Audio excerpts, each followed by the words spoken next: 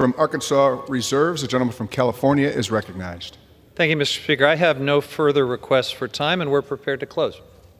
I reserve. Reserves. The gentleman from Arkansas is recognized. I have no further requests for time, and we're prepared to close our reserve. The gentleman reserves. The gentleman from California is recognized. Thank you, Mr. Speaker. You know, I think it says a lot that as we have wasted the last hour of Congress's time on a deeply unserious bill to rename the Gulf of Mexico, Republicans have offered just one speaker in support of this preposterous piece of legislation, this monumental disaster, this insult to the American people, and this giant middle finger to the rest of the world. The only speaker to speak in support of this was the gentlelady from Georgia, and I think that just tells us an awful lot today.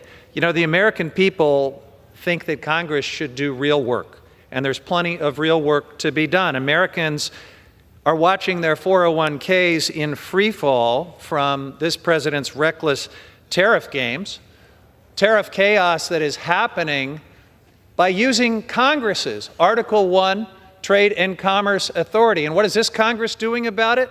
Worse than nothing.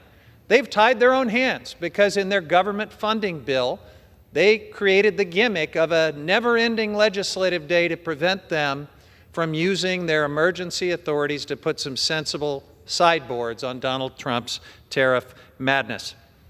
In the district right next to mine, in Napa County, the Trump administration abruptly canceled a $50 million wildfire prevention grant just 4 months after one of the deadliest wildfires in California history.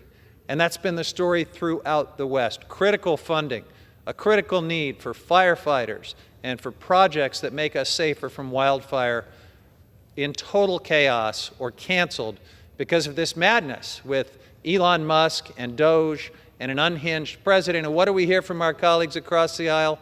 Nothing. We get bills like this to rename the Gulf of Mexico. Tribal communities are being hammered around the country. Food insecurity programs are being defunded. Education programs frozen. Healthcare resources slashed. And all the while, the administration continues to fire essential agency scientists, public servants en masse, and this Republican Congress shrugs. The majority is wasting time on an ego-driven rebrand, a performative stunt rooted in President Trump's imperial edict, absurdly titled, "Restoring Names That Honor American Greatness." You know, this is so obviously what authoritarians through history have done. They do things like call for parades on their own birthday, or rename things, or do other stunts to distract the American people from the way they're lining their own pockets and taking away fundamental rights. And this Republican Congress appears to be perfectly fine with that. You know, a new CNN national poll shows the majority of Americans believe Congress is not doing enough to check this president's actions. Nearly half say the current administration is weakening our democracy, our economy, and our global standing. And this bill really is Exhibit A. We're not just renaming a Gulf, we're drowning public trust in what this institution is supposed to do. Serve the people, solve problems, defend democracy. And yes, this bill has been called a joke more than once in committee.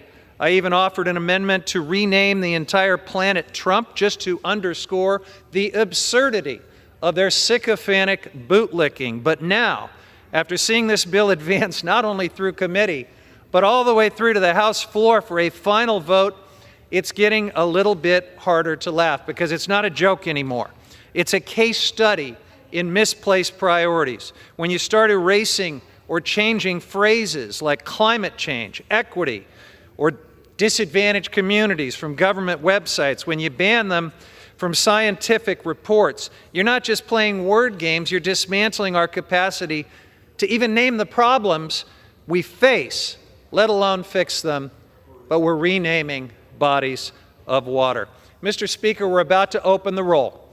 And as we watch the red and green light up on the big board, I think it's going to be a pretty good proxy for which members of Congress still think that we should be doing serious work, that we should be reclaiming our Article I responsibilities under the Constitution, that we should have a little bit of dignity in the face of a deeply unserious bill that has wasted our time, and which members of Congress are simply bending the knee to Donald Trump and stroking one man's ego in everything they do. I yield back. Members are reminded